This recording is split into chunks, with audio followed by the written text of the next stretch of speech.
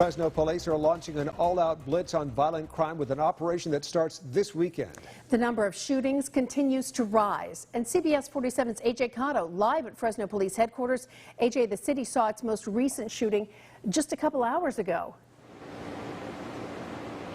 Catherine, that's right. Today, a 19-year-old was shot in southwest Fresno, and that means that this year there have been roughly 320 shootings, but Chief Paco Balderrama does vow things are going to change.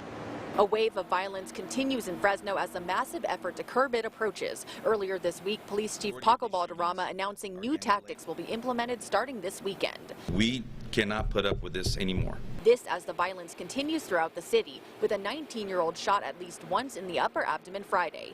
It happened in broad daylight around 11:30 a.m. in the area of Mariposa and Mayor. Police say ShotSpotter picked up 8 rounds fired, but there may have been many more. It's unknown how many rounds were still being fired. Detectives are attempting to determine that. Less than 24 hours earlier, 2 men wounded in the area of Barkus and Shaw. Both received injuries consistent with gunshot wounds to their upper bodies. Balderrama cites $0 bail, last year's push to defund the police, and a shortage of officers as some of the reasons crime is spiking.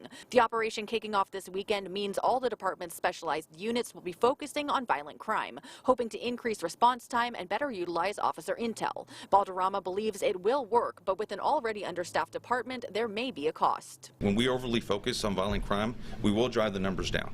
The shootings will go down, the homicides will go down, we will put a lot of people in jail, but we're probably going to suffer in other areas. Police say the vast majority of the shootings are gang-related. Detectives are still investigating the most recent incident and have no suspect information. It's understandable that people might be fearful to come forward, but we want to encourage them to call because we do have avenues where they can remain anonymous.